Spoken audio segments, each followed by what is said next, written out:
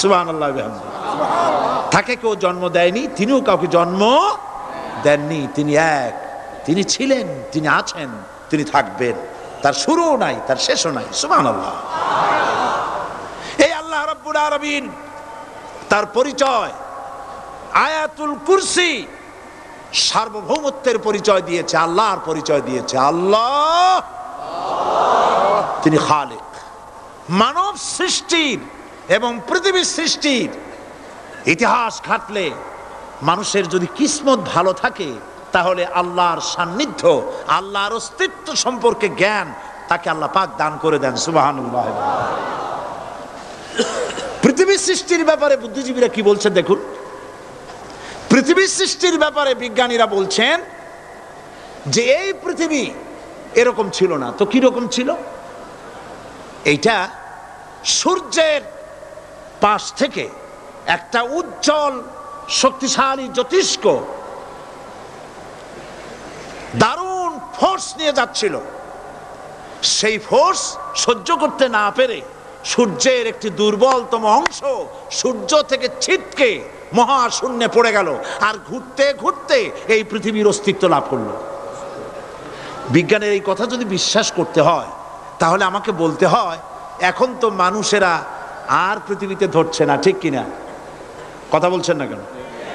মানুষ পৃথিবীতে এখন ধরতেছে, বিভিন্ন দেশ খালি বলতেছে মানুষ কমাও, সন্তান কমাও, বিভিন্ন পদ্ধতি গ্রহণ করো, আর মানুষ বাড়াইও না, অস্থির হয়ে গেছে। তো মানুষের পদবরে পৃথিবী এখন ভর্তি।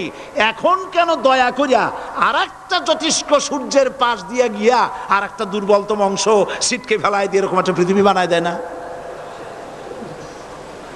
তার অর্থ হচ্ছে দুর্ঘটনার মধ্য দিয়ে যা হয় তা কখনো মানুষের গ্রহণযোগ্য হয় না, আর যা কিছু গ্রহণযোগ্য তা সবই পূর্ব পরিকল্পনা প্রসূত। যেমন দৃষ্টান্ত দিতে গিয়ে আমি বলি, দুটো গাড়ি মুখোমুখি হয়ে অ্যাক্সিডেন্ট করলো, কাঁচগুলো ভেঙে ভেঙে চুরমার হয়ে গেল। এই মুহূর্তে চশমায় লাগানো যায় এরকম একটা সাইজ করা কাঁচ পাওয়া যাবে কি? পাওয়া যাবে? রেলগাড়ি অ্যাক্সিডেন্ট হলো, হাজার লোহার টুকরা পড়ে গেল, এক্ষুনি একখান কোদাল, একখান খন্তা, একখানা শাবল, একখানা দা, একখানা বটি অথবা জুতোয় মারার মতো একটা ছোট্ট পিনও প্রস্তুত আকারে পাওয়া যাবে কি? তাহলে বোঝা গেল অ্যাক্সিডেন্টের মাধ্যমে যা কিছু হয় তা মানুষের গ্রহণযোগ্য নয়, যা কিছু গ্রহণযোগ্য তা সব পূর্ব পরিকল্পিত। এখন আমি বলবো বিজ্ঞানীদের কথা মতো যদি সূর্যের কোনো দুর্বলতম অংশ মহাশূন্যে পড়ে এই পৃথিবী হয়ে থাকে তাহলে এটা পরিকল্পনার ভিত্তিতেই হয়েছে। সেই পরিকল্পনাকারীর নাম কি? বলেন নাম কি? তবে আমি আপনাদেরকে নিশ্চিত করে বলতে পারি সূর্যের কোনো দুর্বলতম অংশ ছিটকে পড়ে অ্যাক্সিডেন্টের মাধ্যমে পৃথিবী হয় নাই। মহাপরিকল্পনার মাধ্যমে সৃষ্টি জগৎকে টিকে রাখার জন্য আল্লাহ রাব্বুল আলামিন আলাদাভাবে পৃথিবীকে সৃষ্টি করেছেন। বিজ্ঞানের কথার সাথে কোরআন শরীফের যদি কন্ট্রাডিকশন হয় তাহলে কার কথা মানবেন, বিজ্ঞান না আল্লাহ? জোরে বলেন বিজ্ঞান না আল্লাহ? বিজ্ঞান বলছে, কোন সময় বলে পৃথিবী ঘোরে, কেউ বলে সূর্য ঘোরে, কেউ কয় আমরাও ঘুরি। এখন আসলে ঘোরে কে? ফয়সালা কার কাছ থেকে নেবেন? আল্লাহ রাব্বুল আলামিন কোরআন শরীফের ভিতরে বলেছেন, লাশ-শামসু ইয়ামবাগি লাহা আন তুদরিকাল কামারা ওয়ালাল লাইলু সাবিকুন নাহার ওয়া কুল্লুন ফি ফালাকি ইয়াসবাহুন। প্রবল জ্ঞানী হইবে যাহারা, আপন মনেতে বুঝিবে তাহারা, রাত্রি পারে না আগে যাইবার, দিনের স্থান করি অধিকার। চন্দ্র বাদে না সূর্যের গায়েতে, সূর্য পারে না চন্দ্রকে ধরিতে, যার যে স্থান বহাল রাখিয়া ভ্রমণ করিছে খোদাকে ডরিয়া। একটি নির্ধারিত সময় সীমা পর্যন্ত আপন আপন কক্ষপথে সব দৌড়াদৌড়ি করবে, কারো সাথে অ্যাক্সিডেন্ট হবে না কারো। ওয়াকুল্লুন ফি ফালাকি ইয়াসবাহুন, যা আছে মহাশূন্যে সব ঘুরতেছে। কে বলে? বলেন সবাই, কে বলছে? কোন সূরা? সূরা ইয়াসিন। আবার শুনুন, আল্লাহ পাক ফয়সালা দিচ্ছেন ঘোরে কেডা? শুধু সূর্য ঘোরে না, শুধু চন্দ্র ঘোরে না, আল্লাহ মহাশূন্যে যা রেখেছেন সব ঘুরতেছে, সবই সন্তরণশীল, সব গতিশীল। সুতরাং ফয়সালা তো আল্লাহর কাছ থেকে নিতে হবে। পৃথিবী সৃষ্টি করেছেন, মানব গোষ্ঠী সৃষ্টি করেছেন এবং মানুষের প্রয়োজন মিটিয়েছেন। এই মানুষগুলিকে কে সৃষ্টি করেছেন? মানুষ সৃষ্টির ব্যাপারেও দার্শনিকরা মানুষদেরকে বিভ্রান্ত করে। যা কলেজে বিশ্ববিদ্যালয়ে পড়ানো হয়, এই কোরআন শরীফ বিশ্ববিদ্যালয়ে পড়ানো হয়? হ্যাঁ হয়। কয়েকটা আয়াত, কয়েকটা সূরা পরীক্ষায় পাশ করার জন্য একটু একটু অপশনাল রেখে দেওয়া হয়েছে। বর্তমান যে শিক্ষা কমিশন, শামসুল হক শিক্ষা কমিশন রিপোর্ট মন্ত্রী পরিষদে অনুমোদন করেছে বর্তমান সরকার। এই শিক্ষানীতিতে বলা হয়েছে ক্লাস 1 থেকে নিয়ে ক্লাস 5 পর্যন্ত ধর্মীয় শিক্ষা দিতে দেওয়া হবে না। তাহলে ক্লাস 5 পর্যন্ত যদি ধর্মীয় শিক্ষা না থাকে, তাহলে ক্লাস 6-7-এ ওঠার পর আলিফ জাওরা বাজাবরবা আনাকুম জানাকুম ছেলেরা পড়বে? মেয়েরা পড়বে? আসল উদ্দেশ্য হলো ইসলাম থেকে জাতিকে দূরে সরাবার জন্য ষড়যন্ত্র। এই সরকারের প্রণীত শিক্ষানীতি আমরা মানি না। আপনারা মানেন? যেই মাদ্রাসা মানুষের চরিত্র সৃষ্টি করে, বর্তমান সরকার সেই মাদ্রাসাগুলি একটা একটা করে ধ্বংস করার পরিকল্পনা গ্রহণ করেছে। সুতরাং আসল শিক্ষা হলো কোরআনের কাছে। আসল শিক্ষা কোথায়? কোরআনের কাছে। কোরআন যদি শিখানো হতো, কোরআন যদি শিখানো হতো কলেজে বিশ্ববিদ্যালয়, তাহলে গতকাল চট্টগ্রাম বিশ্ববিদ্যালয় থেকে যেসব ছেলেরা বিশ্ববিদ্যালয় কর্তৃপক্ষ কর্তৃক বরাদ্দকৃত, হাইজ্যাক করা নয়, বরাদ্দকৃত 4খানা বাস দিয়ে কোরআন শুনতে আসতে চেয়েছিল, বর্তমান সরকারের তথাকথিত সোনার ছেলেরা আসতে দিল না। কোরআন যদি তারা পড়তো, তাহলে কোরআন শরীফ শুনতে তারাও আসতো। কপাল পোড়া। জোরে বলেন কি? আরো জোরে বলেন কি? কপাল পোড়া। সব ভালো লাগে, কোরআন ভালো লাগে না। এদেরকে শিখানো হয়েছে, আরে তোমরা তো মানুষ না। বলে আমরা কি? তো তোমাদের ডারউইন বাবাজি বলে নাই, শোনো নাই? কি পড়ো টড়ো তোমরা, বুদ্ধি শুদ্ধি রাখো না। ডারউইন বলেছে, থিওরি অফ ইভলিউশনের মধ্যে বলেছেন মানুষ মানুষ না। বলে কি? মানুষ হলো বান্দর। কপাল পোড়া। কি কপালে লেখা থাকে? কাজে কামে প্রকাশ হয়ে যায়। ডারউইন বলল মানুষ মানুষ না।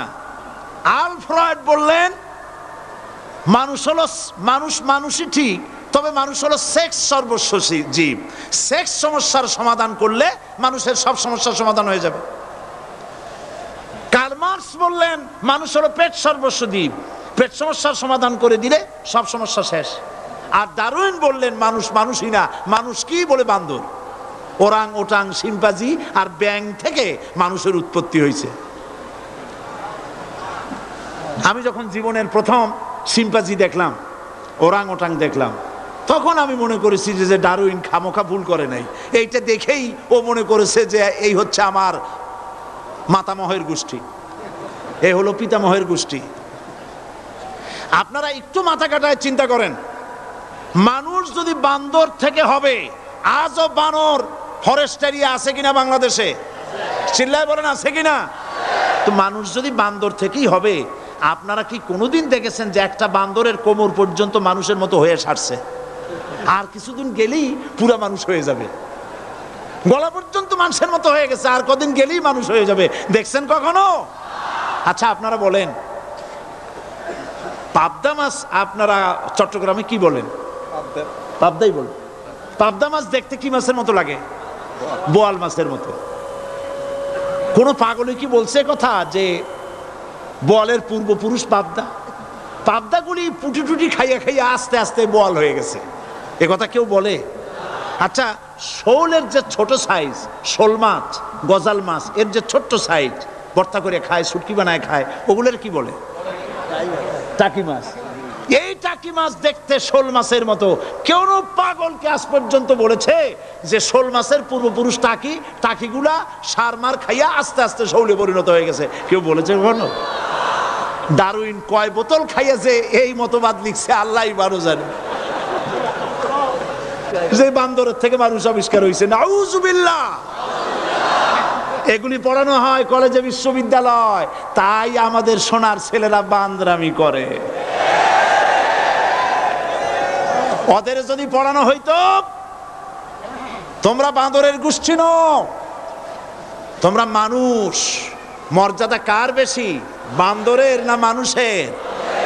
এ পৃথিবীর প্রথম মানুষকে আদম আলাইহিস সালাম। আদম হইছেন কি দিয়ে? মাটি দিয়ে। আল্লাহ রাব্বুল আলামিন যিনি মানুষ সৃষ্টি করেছেন, তিনি কোরআন শরীফের ভিতরে বলে দিয়েছেন, আমি প্রথমেই বলেছি, আপনারা লক্ষ্য করুন, এই কোরআন তাবিজের কিতাব নয়, এই কোরআন তদবিরের কিতাব নয়, ঝাড়ফুঁকের কিতাব নয়।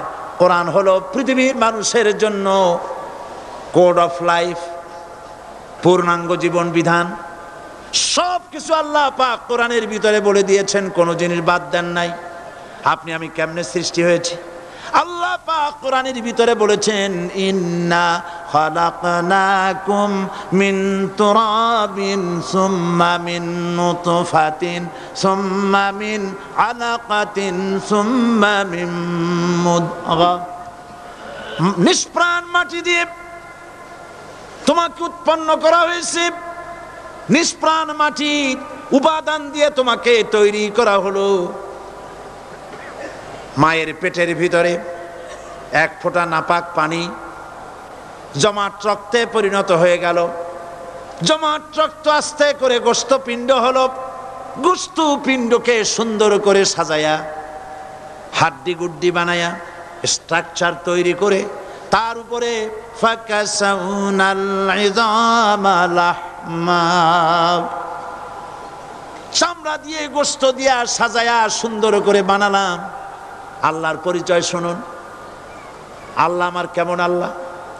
মায়ের পেটের ভিতরে সন্তান বানায়া এরপরে যখন রূহ দেওয়া হয়েছে, ক্ষুধা লেগেছে, খাবারের প্রয়োজন হয়েছে, আল্লাহ রাব্বুল আলামিন ওই কচি বান্দা মায়ের পেটে বসে কি খাবে, সেজন্য তার মা চিন্তা করে নাই, বাবা চিন্তা করে নাই, সরকার চিন্তা করে নাই। আল্লাহ রাব্বুল আলামিন মায়ের মাসিক অসুখকে বন্ধ করে দিয়ে সন্তানের নাভির সাথে আর মায়ের নাভির সাথে তার লাগায়া, পাইপ লাগায়া মায়ের মাসিক অসুখের রক্তগুলি দিয়ে সন্তানকে বড় বানালেন। মুখ দিয়া এই রক্ত পান করালেন না, মুখটাকে পবিত্র রেখে দিলেন যাতে করে পৃথিবীতে আসার পর ওই মুখ দিয়া আল্লাহ রাব্বুল আলামিনের জিকির করতে পারো। সন্তান মায়ের ভিতরে পেটের ভিতরে বড় হলো, আল্লাহ রাব্বুল আলামিন বলেন মাস দিন যখন পুরা হয়ে গেল, সুম্মা নুখরিজুকুম তিফলা, বাচ্চার আকারে পৃথিবীতে নিয়ে আসলাম। এখন খাবা কি? পৃথিবীতে যখন বাচ্চা এলো তখন তার পেটের সাথে যে সংযোগ ছিল মায়ের নাভির সাথে আর সন্তানের নাভির সাথে, সেই সংযোগ তার আর কি থাকলো? কি করা হলো? কেটে দেওয়া হলো। লক্ষ্য করুন, খাবারের জন্য একটি মাত্র পাইপ আল্লাহ লাগাইছিলেন, পৃথিবীতে সন্তান আসার সঙ্গে সঙ্গে পাইপটা কেটে দেওয়া হলো। এবার কি খাবে? আল্লাহ রাব্বুল আলামিন মায়ের বুক থেকে সন্তানের জন্য এবার সিঙ্গেল সিগন্যাল, তার জন্য সিঙ্গেল কোন লাইন যেটা ছিল কেটে দিয়া মায়ের বুক থেকে সন্তানের জন্য ডাবল লাইন আল্লাহ চালু করে দিলেন। এমন দুধ বানায় দিলেন যা শুধু খাবার নয়, শুধু ফুড ভ্যালু নয়, এই দুধের ভিতরে ক্যালসিয়াম, এর মধ্যে ভিটামিন, এর মধ্যে আয়রন, এর মধ্যে মেডিসিন। দুনিয়ার এই সন্তান ছিল ফি কারারিম মাকিন, সুরক্ষিত জায়গার ভিতরে ছিল, কোনো পলিউশন সেখানে যেতে পারতো না, রোগের জার্ম সেখানে যেতে পারতো না। দুনিয়ায় এলো দূষিত আবহাওয়ার ভিতরে, এই সন্তানকে এখনই অ্যান্টিবায়োটিক খাওয়ালে পরে অসুবিধা হবে। আল্লাহ রাব্বুল আলামিন মায়ের দুধের ভিতরে ঔষধ দিয়া রোগের প্রতিষেধক বানায়া দিলেন। এ হলো আমার আল্লাহ। এ আমার কে? আল্লাহ। জোরে বলেন আল্লাহ। আল্লাহ আল্লাহ রাব্বুল আলামিন মায়ের দুধ দিয়ে সন্তানকে বড় করলেন আর শোনায় দিলেন, খবরদার এই মায়ের সাথে এই বাপের সাথে নাফরমানি করবি না।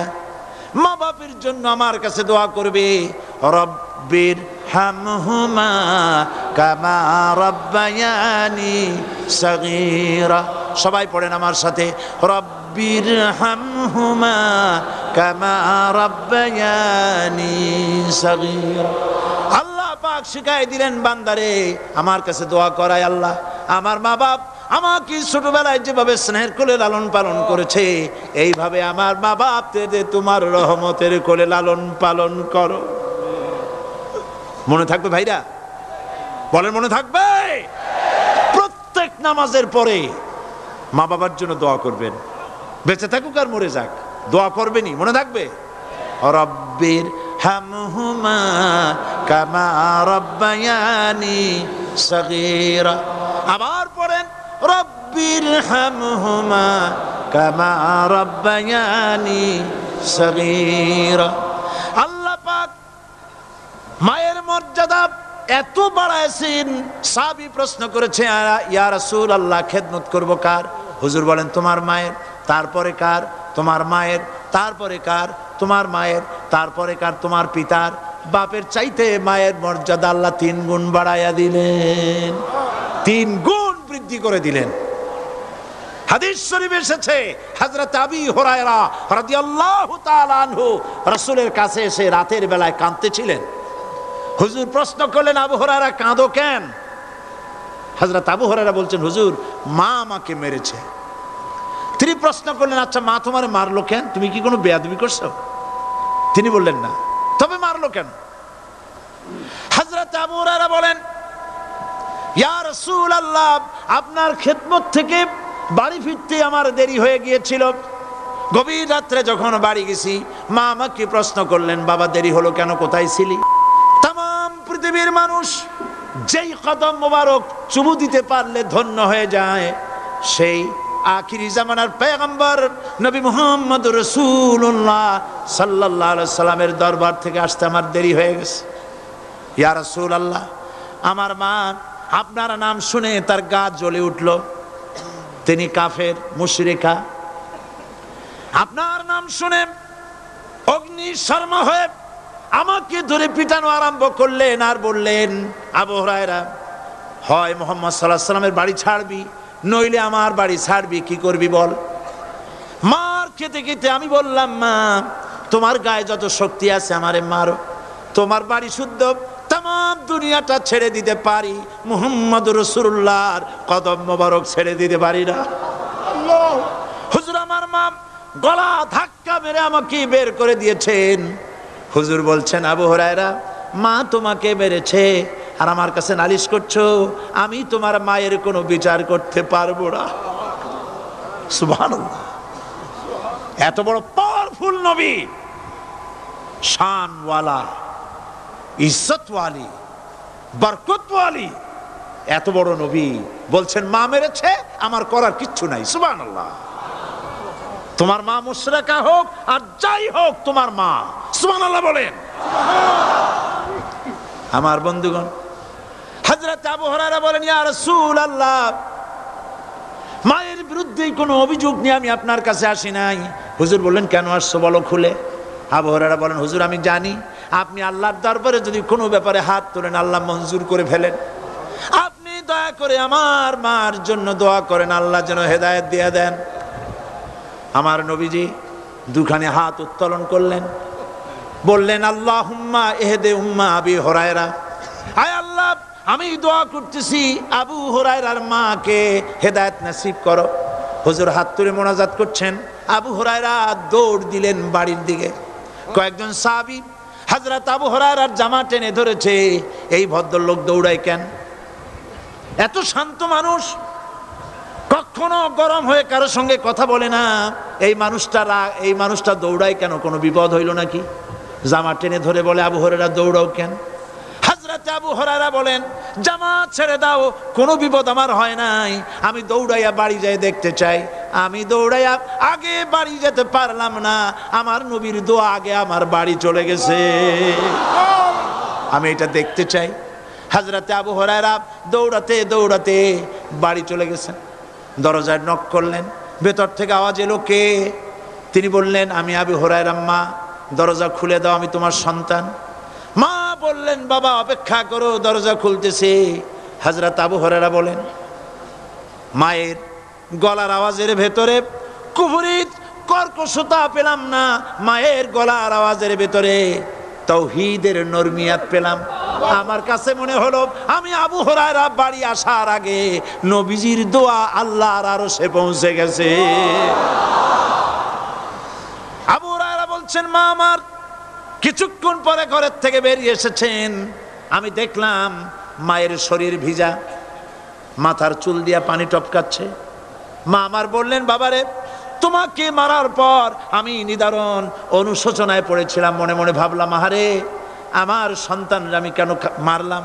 সে তো কোনো খারাপ কাজ করে নাই, কোনো খারাপ জায়গায় যায় নাই, এত ভালো মানুষ যার সম্পর্কে লোকেরা খামোখাই মিথ্যা কথা বলে, এই ভালো মানুষটার কাছে গেছে, সেজন্য আমি মারলাম কেন? বাবা গো, আমি আমার ভুল বুঝতে পেরেছি, জীবনের ভুলও ধরা পড়েছে, আমাকে জলদি করে নিয়ে চলো বিশ্ব নবীর দরবারে। হযরত আবু হুরায়রার মা রাসূলুল্লাহর খেদমতে এসে ঘোষণা করলেন, আশহাদু আল্লা ইলাহা ইল্লাল্লাহু ওয়াহদাহু লা শারীকা লাহু ওয়া আশহাদু আন্না মুহাম্মাদান আবদুহু ওয়া রাসূলুহু। আমার ভাইয়েরা, আল্লাহ রাব্বুল আলামিন মানুষ সৃষ্টি করে পৃথিবীতে পাঠায় দিলেন, খাবারের ইন্তজাম করলেন, এগুলি সব আল্লাহর পরিচয়। আল্লাহরে চেনার জন্য বড় বড় কিতাব ঘাটা লাগে না, কিসমতে যদি থাকে দুই একটা দৃষ্টান্ত যথেষ্ট হয়ে যায়। সুবহানাল্লাহ, সুবহানাল্লাহ, দুই একটা দৃষ্টান্ত যথেষ্ট।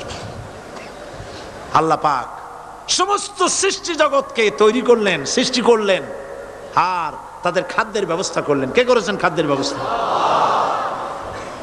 খাদ্য দেন আল্লাহ। কিন্তু অহংকারী যারা, তারা বলে দেশের বাম্পার ফলনের জন্য সমস্ত কৃতিত্ব সরকারের।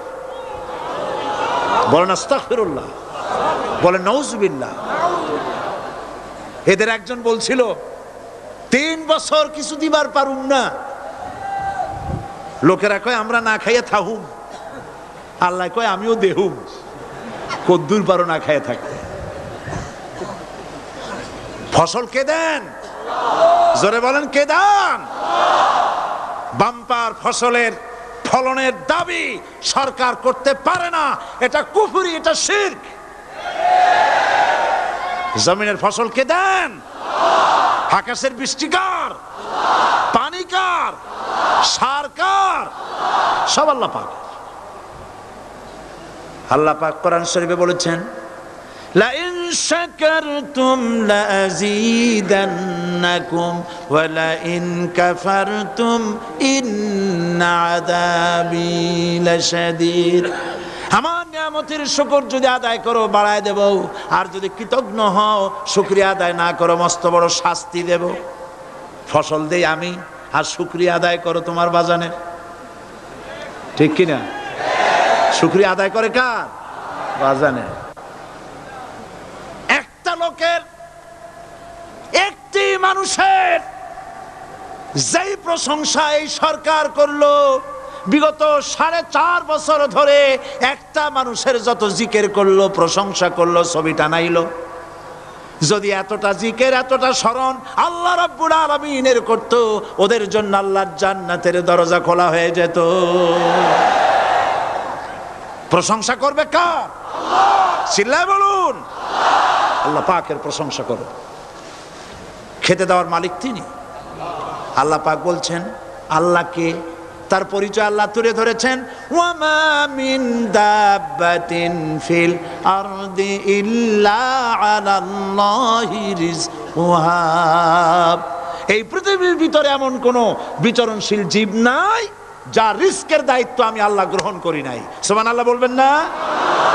রিস্কের দায়িত্ব কার হাতে? আচ্ছা দেখুন তো, পৃথিবীর সমস্ত সরকারের কাছে বিভিন্ন মন্ত্রণালয় আছে না? খাদ্য মন্ত্রণালয় বলে কোনো মন্ত্রণালয় আছে কিনা? আছে। খালি কয় খামু আর খামু। খাদ্য মন্ত্রণালয় আছে, থাকার পরেও মানুষ না খাইয়া মরে, ঠিক কিনা? এবার একটু তাকান তো, জ্ঞানের চক্ষু দিয়া তাকান। ফরেস্ট এরিয়া, বাঘ আছে কিনা? নাই। সিংহ আছে কিনা? গন্ডার আছে কিনা? হাতি আছে কিনা? বিশাল বিশাল প্রাণী আছে কিনা? জঙ্গলে ছোট্ট প্রাণী থেকে পোকা থেকে শুরু করে গন্ডার পর্যন্ত, টুনটুনি পাখি দিয়ে শুরু করে ঈগল পাখি পর্যন্ত, নদীর ভিতরে ছোট্ট চুনু পুঁটি থেকে শুরু করে তিমি মাছ পর্যন্ত। প্রাণী তত্ত্ববিদরা বলেছেন সমুদ্রের ভিতরে এমন এমন বড় বড় তিমি আছে যে একটা তিমির ওজন 5000 টন পর্যন্ত হয়ে যায়। 5000 টন তিমিটার ওজন।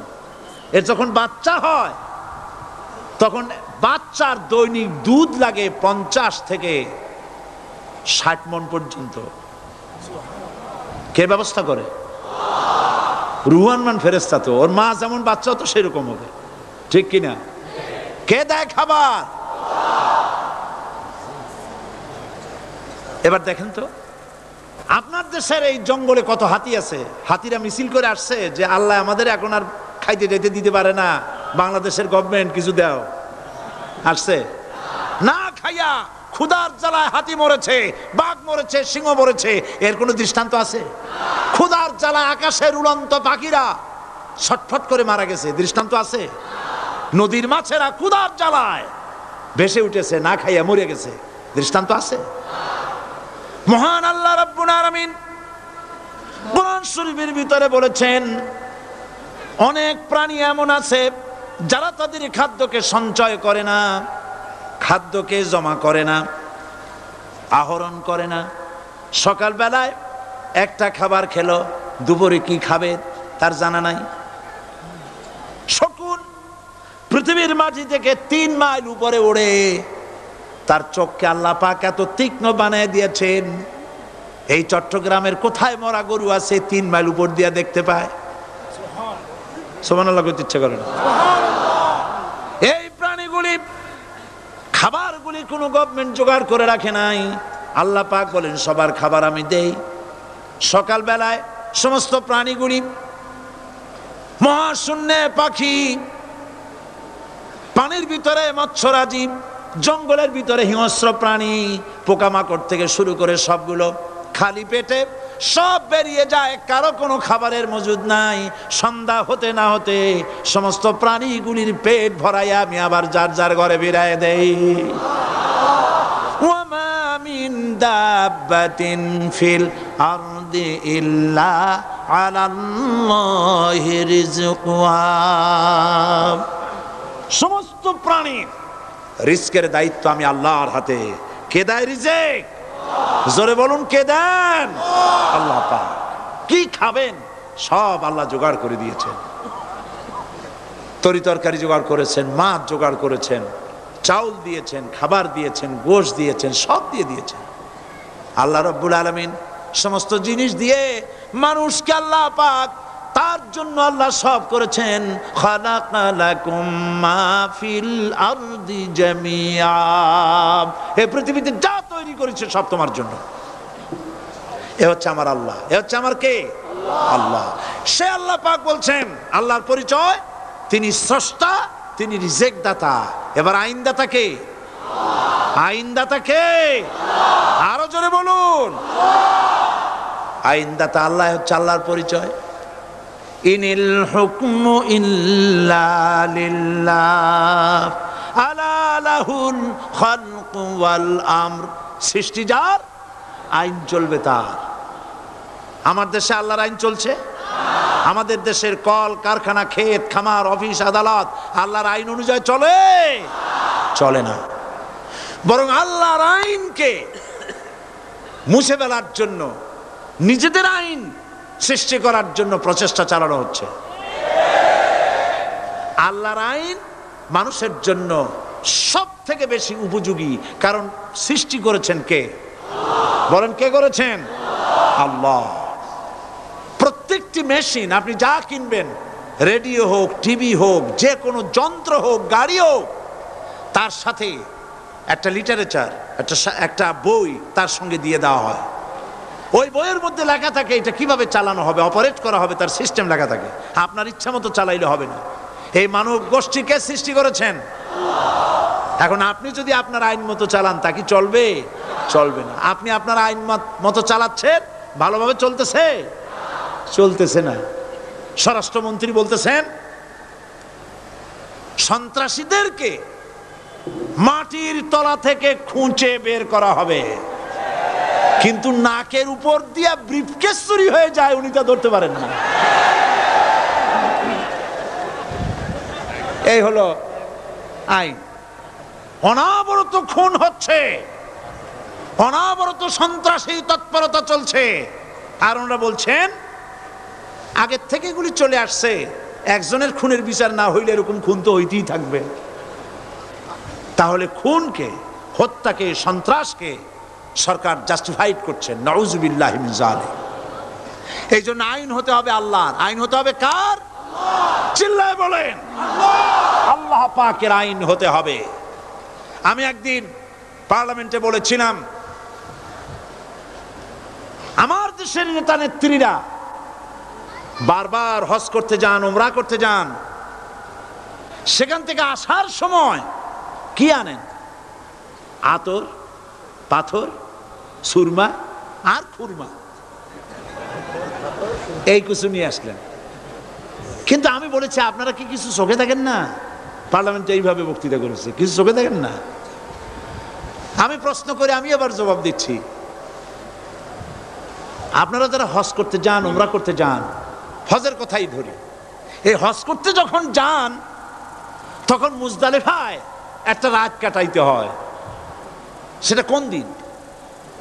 ইয়ৌমে আরাফার পরের দিন। এই মাঠে দালান কোঠা আছে, এখানে বেড়া আছে, শামিয়ানা আছে, পর্দা আছে, তাবু আছে, কিচ্ছু নাই। লক্ষ লক্ষ নারী আর পুরুষ পাশাপাশি শুয়ে থাকে, তাও সুবহানাল্লাহ কইতে ইচ্ছা করে না। সারা রাত জনে জনে পুলিশ পাহারাদার নাই।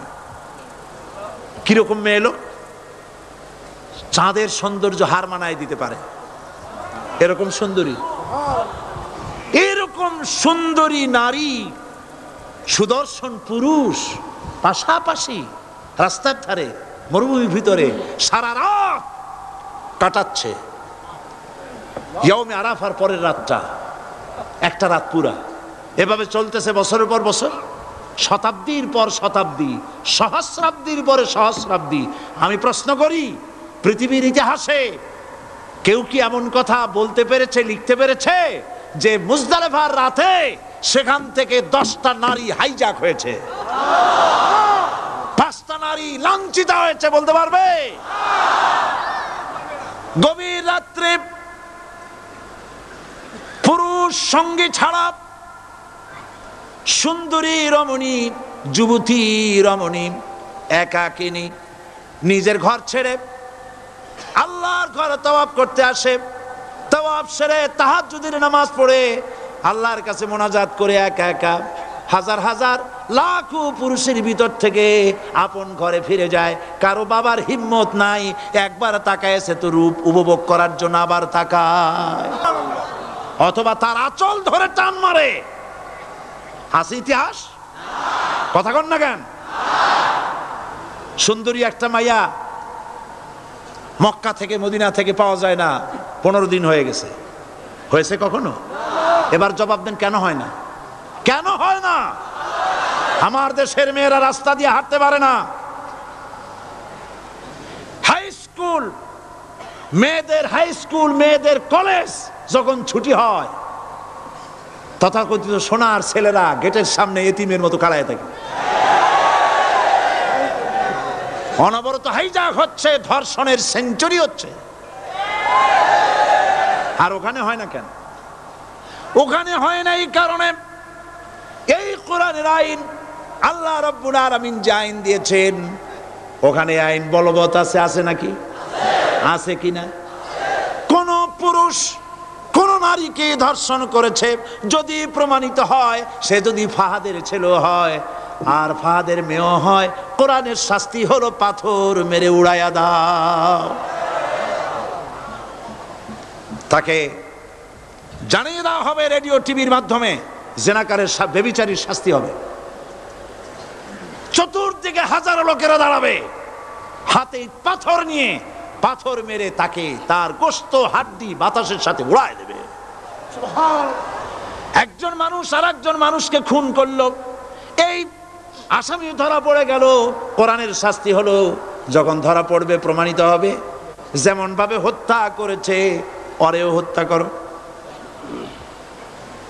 এই দৃশ্য, এই আইন যদি বাংলাদেশে যদি এই আইন চালু হয়ে যেত, খুনের আসামি ধরা পড়েছে জেনার আসামি, প্রকাশ্য ময়দানে এলো, সাক্ষী প্রমাণে কোর্টে প্রমাণিত হলো সত্যি সে খুনি। এই বিশাল আউটার স্টেডিয়ামের মাঝখানে খুনি কি দাঁড় করাও, চতুর্দিকে হাজারো লাখো মানুষ থাকুক, রেডিও টিভির ক্যামেরা কার্যকর হবে, পত্র পত্রিকার সাংবাদিকরা আসবে, তরবারির এক আঘাতে খুনির কল্লাটা উড়ায় দাও, দেহটা নিঃসার হয়ে জমিনে পড়ে যাবে। এই দৃশ্য যারা দেখবে স্বচক্ষে, রেডিওতে, পত্র পত্রিকায়, আর 1 বছরের ভেতরে খুন করার হিম্মত কারো কলিজায় উঠবে? জেনাকারের পাথর মেরে উড়িয়ে দেওয়ার শাস্তি যদি চোখে কেউ দেখে, জেনা করার পুলক আর জাগবে? এটা নাম আল্লাহর আইন। এই আইন কার?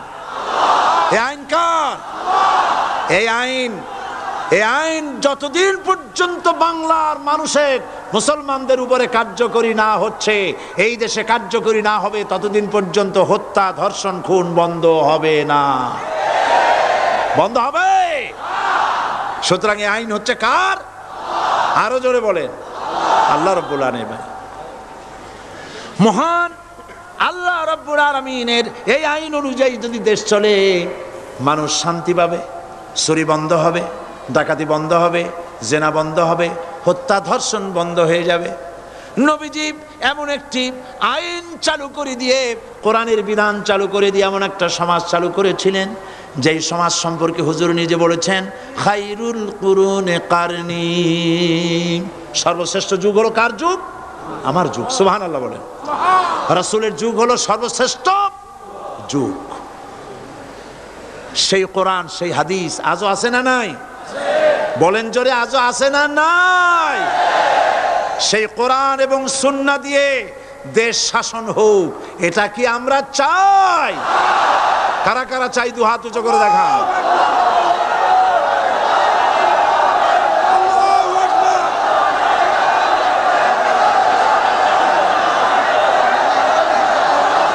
আরে ভাই, আপনারা দাঁড়ায় গেলেন কেন? বসেন বসেন। আমি তো একটা স্লোগান দিতে বললাম, হাত দেখতে চাইছি আমি, মাথা দেখতে চাই নাই। এই সুযোগে কোমরটা সোজা করে নিলেন।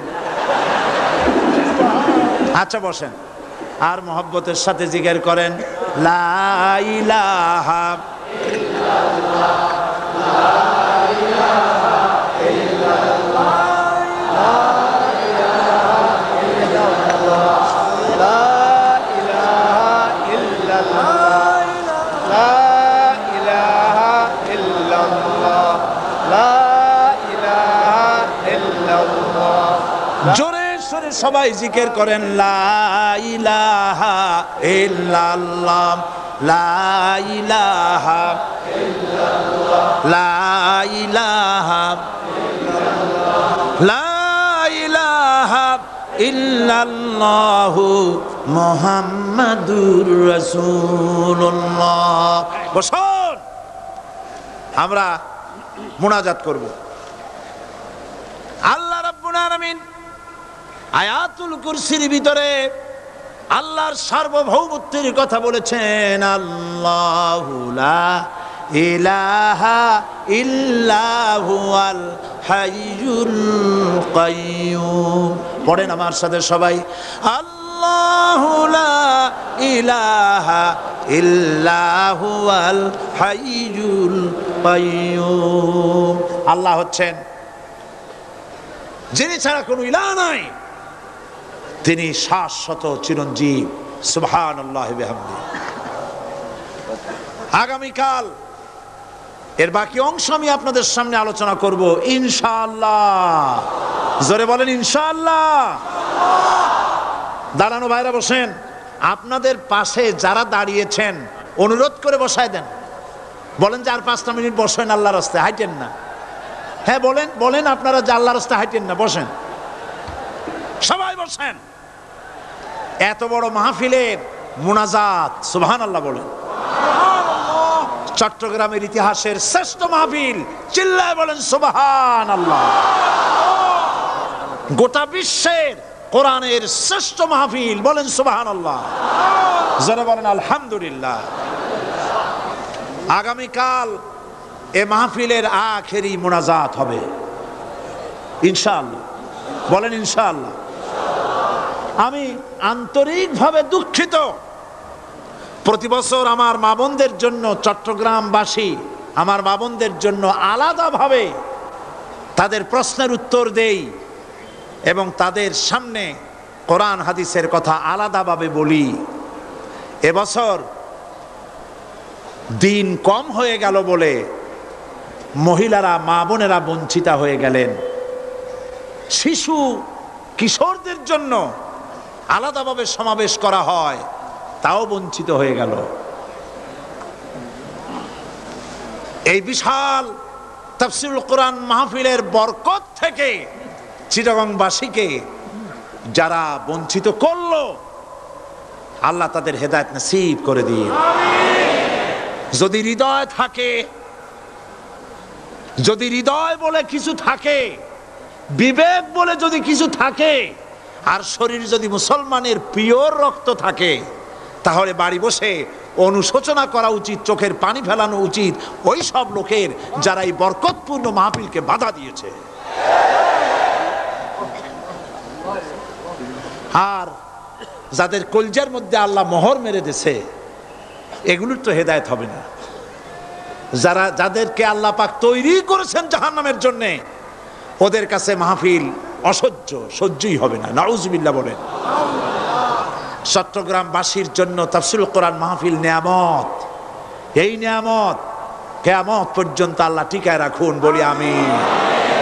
আগামীকালের আখেরি মোনাজাতে সমস্ত মুসলমান চতুর্দিক থেকে আল্লাহ পাকের নারা লাগাতে লাগাতে আসবেন। আল্লাহু আকবার, নারায়ে তাকবীর, আল্লাহু আকবার। গোটা চট্টগ্রাম, গোটা চিটাগং শহর আগামীকাল কোরআনের মিছিলের শহর হবে ইনশাআল্লাহ।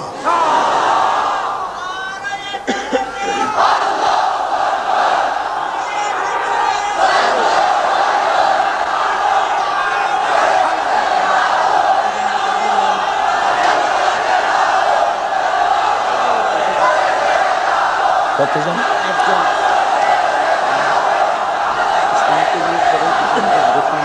আপনি দেবেন।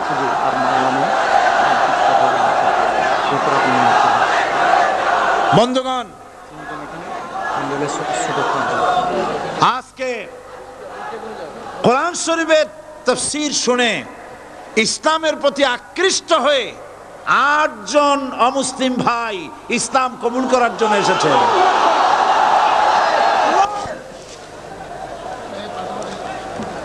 লা ইলাহা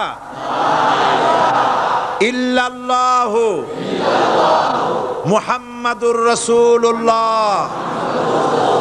আল্লাহ ছাড়া কোনো ইলাহা নাই, মাবুদ নাই। মুহাম্মদ সাল্লাল্লাহু আলাইহি ওয়াসাল্লাম আল্লাহর প্রেরিত রাসূল। আশহাদু আল্লা ইলাহা ইল্লাল্লাহু ওয়াহদাহু লা শারীকা লাহু ওয়া আশহাদু আন্না মুহাম্মাদান আবদুহু ওয়া রাসূলুহু। আমি সাক্ষ্য দিচ্ছি আল্লাহ ছাড়া কোনো ইলাহা নাই, মাবুদ নাই, উপাস্য নাই। তিনি এক, তিনি একক, তার কোনো অংশীদার নাই। আমি আরো সাক্ষ্য দিচ্ছি মুহাম্মদ সাল্লাল্লাহু আলাইহি ওয়াসাল্লাম আল্লাহর বান্দা এবং তার প্রেরিত রাসূল। সকলকে বলো আসসালামু আলাইকুম। আপনারা সবাই জবাব দেন। আজ গতকালের ৭, আজকের ৯। আলহামদুলিল্লাহ, আমাদের এই ভাইরা এখন নিষ্পাপ বেগুনাহ। আমাদের এই নবাগত ইসলামে দীক্ষিত নিষ্পাপ মুসলমানদের সাথে আমি আপনাদের পক্ষ থেকে আলিঙ্গন করছি।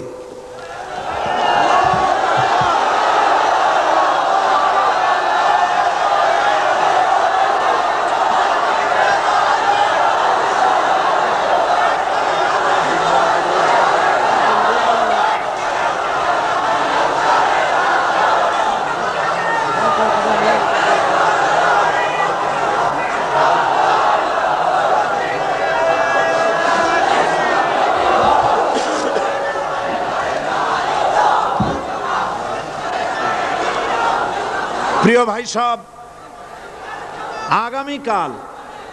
আগামীকাল আপনারা দলে দলে চতুর্দিক থেকে আল্লাহ পাকের বড়ত্ব, মহানত্ব, শ্রেষ্ঠত্বের ঘোষণা দিতে দিতে আসবেন।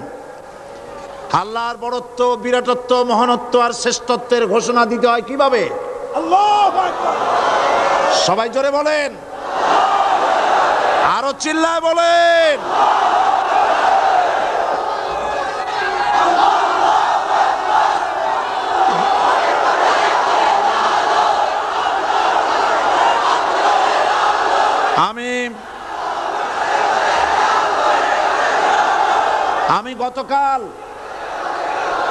আমি গতকাল এই মাহফিলে পুলিশ প্রশাসনকে অনুরোধ করেছিলাম, আজকের মাগরিবের নামাজের মধ্যে 40 জন নিরপরাধ কোরআন পাগল মুসলমানদেরকে জেল থেকে মুক্তি দেওয়ার জন্য। আপনারা তামসা মনে করবেন না। পুলিশ কমিশনার সাহেব, মুসলমানদের ঈমান নিয়ে, আগুন নিয়ে খেলা করবেন না। রাজশাহী এবং চট্টগ্রাম এক জিনিস নয়। আপনি রাজশাহীকে নির্যাতন করে এসেছেন, আমাদের কাছে সে হিসাব আছে। আপনি চট্টগ্রামের যদি এই মুসলমান ছেড়ে না দেন, আপনার মৃত্যু হবে, পাগল হয়ে মরবে।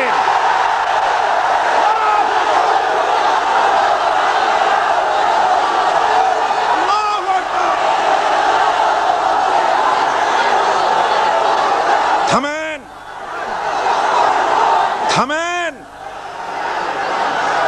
আল্লাহর গজবকে ভয় করেন পুলিশ কমিশনার, আল্লাহর গজবকে ভয় করুন।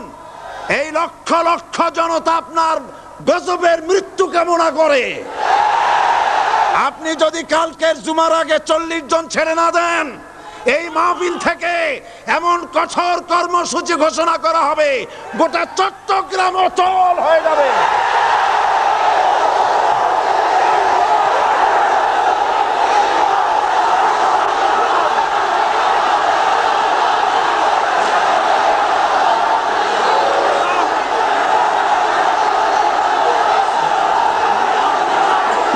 বসুন, বসুন। বাংলাদেশটাকে হিন্দুস্তান ভাববেন না, বাংলাদেশ হিন্দুস্তান হবে না, বসনিয়া হবে না।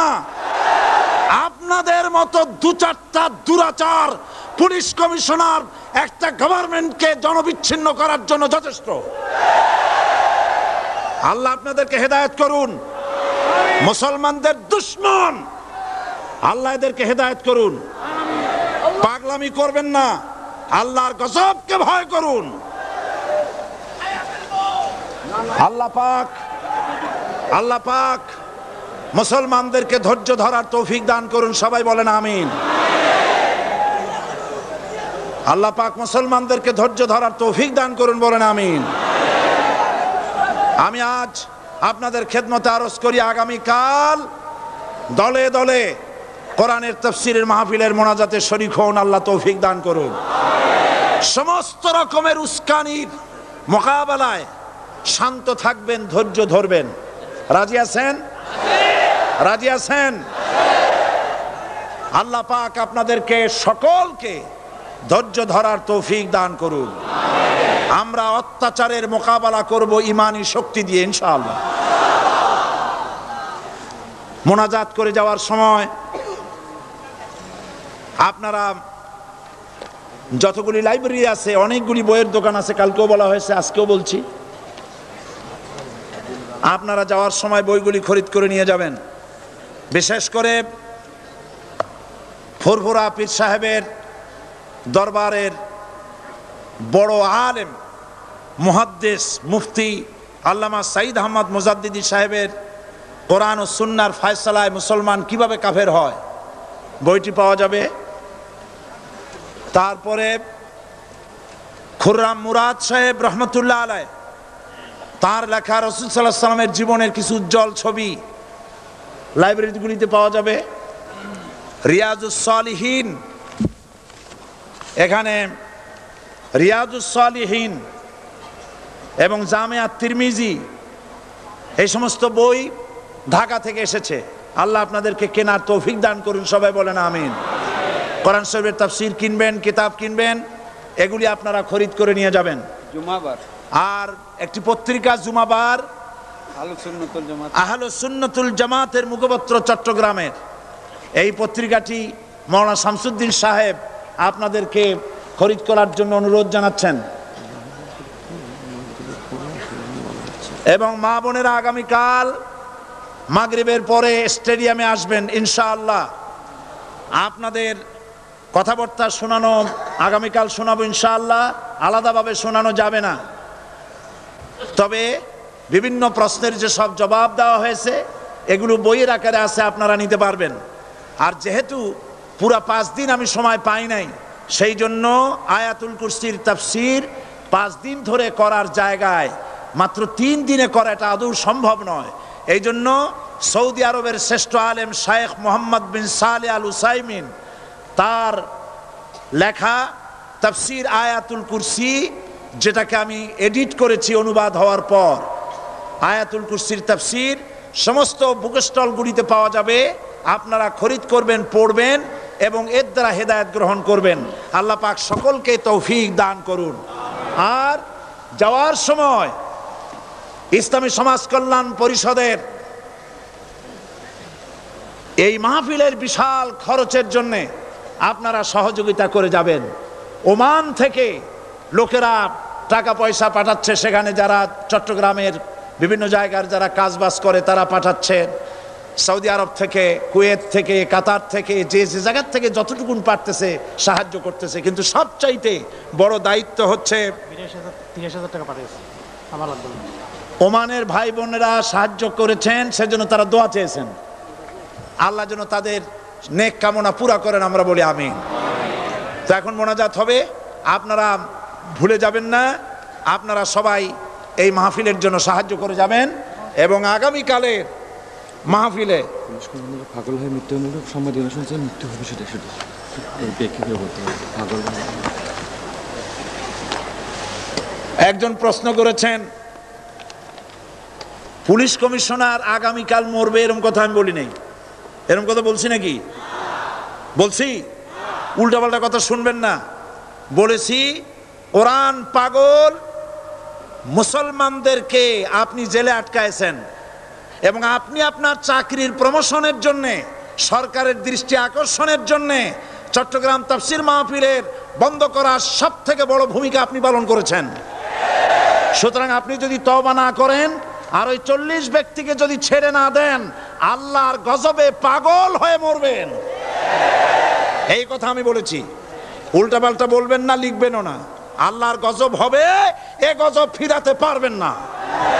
যেহেতু আমরা কোরআনের কথা বলি, আমরা আল্লাহর কথা বলি, আল্লাহ রসুলের কথা বলি।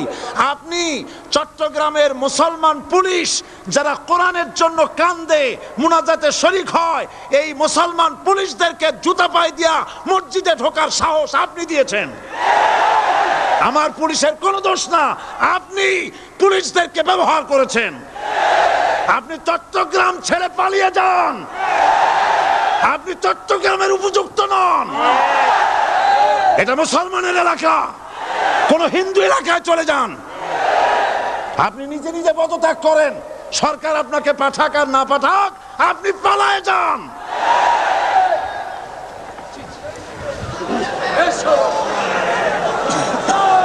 আল্লাহুম্মা আমিন। রব্বানা যালামনা আনফুসানা ওয়া ইন লাম তাগফির লানা ওয়া তারহামনা লানাকুনান্না মিনাল খাসিরিন। হায় আল্লাহ তাআলা, লক্ষ লক্ষ মুসলমান নরনারী দীর্ঘক্ষণ ধরে কোরআনের কথা আমরা শুনেছি। আল্লাহ তুমি দয়া করে মেহেরবানি করে আমাদের জিন্দেগির গুনাহ মাফ করে দাও রব্বুল আলামিন। আমাদের মা বাপ যারা কবরে শুয়ে আছেন, কবরগুলি কি জান্নাতের টুকরা বানায় দাও। আয় আল্লাহ তাআলা, কোরআনের মাহফিলে যারা বাধা দেয়, কোরআন শুনতে যারা বাধা দেয়, কোরআনের মাহফিলে যারা 144 দ্বারা জারি করে, কোরআনের পাগল মুসলমানদেরকে মসজিদে ঢুকে যারা পিটায়, আল্লাহ কোরআন শুনবে বলে জেলখানার ভিতরে আটকায় রাখে, আল্লাহ আজকে বলতেছি তাদেরকে তুমি হেদায়েত নসিব করে দাও। আজকে দোয়া করি তাদেরকে হেদায়েত নসিব করে দাও। আল্লাহ তাদের কঠিন কঠিন পাথরের মতো কলিজাকে আল্লাহ তুমি নরম বানায় দাও। মুসলমানদেরকে মহব্বত করার মতো তৌফিক দান করে দাও। পুলিশের সাথে, প্রশাসনের সাথে আমাদের কোনো শত্রুতা নাই। আল্লাহ তুমি দয়া করে মেহেরবানি করে তাদের মন নরম করে দাও। আল্লাহ তুমি দয়া করে চট্টগ্রামের পরিস্থিতি তুমি ঠান্ডা বানায় দাও রব্বুল আলামিন। কোরআনের বরকতে সমস্ত মানুষকে ধৈর্য ধরার তৌফিক দিয়ে দাও। আগামী কালকের মাহফিল এই মাঠে আল্লাহ তুমি তোমার বান্দা বান্দীদেরকে তুফানের মতো সব জড়ো করে দাও রব্বুল আলামিন। কোরআনের সাথে যারা বেয়াদবি করে তুমি তাদেরকে হেদায়েত নসিব করে দাও রব্বুল আলামিন। আর একটা দোয়া করি, এই দেশে মুসলমানদের কথা, ইসলামের কথা, তাওহীদের কথা, স্বাধীনতার কথা, অখণ্ডত্বের কথা সাহস ভরে যে পত্রিকাটি বলে তার নাম ইনকিলাব, এই ইনকিলাবের ভিতরে বিরুদ্ধে ষড়যন্ত্র করে গ্রেফতারি পরোয়ানা জারি করতেছে, তাদেরকে ধ্বংস করার জন্য, পত্রিকা বন্ধ করার জন্য। আল্লাহ তুমি এই জালিম সরকারকে হেদায়েত নসিব করে দাও। আল্লাহ জালিমদেরকে হেদায়েত নসিব করে দাও। মুসলমানদের ঈমান নিয়ে যেন খেলা করতে না পারে আল্লাহ তুমি তাদের কলিজায় মৃত্যুর ভয় ঢুকায় দাও, জাহান্নামের আগুনের ভয় ঢুকায় দাও। আল্লাহ তাআলা আগামী কালকের মাহফিল তুমি কামিয়াব করে দিও। আমাদের সাথে যারা শত্রুতা করে আল্লাহ তাদের দিলকে তুমি নরম বানায় দাও, তাদেরকে আমাদের বন্ধু বানায় দাও। রব্বানা তাকাব্বাল মিন্না ইন্নাকা আনতাস সামিউল আলিম ওয়া তুব আলাইনা ইন্নাকা আনতাত তাওয়াবুর রহিম। সুবহানা রাব্বিকা রাব্বিল ইজ্জাতি আম্মা ইয়াসিফুন ওয়া সালামুন আলাল মুরসালিন ওয়ালহামদুলিল্লাহি রাব্বিল আলামিন। ওয়াজআল আখিরা কালিমাতিনা ইনদাল মাউত লা ইলাহা ইল্লাল্লাহু মুহাম্মাদুর রাসূলুল্লাহ। আসসালামু আলাইকুম ওয়া রাহমাতুল্লাহ।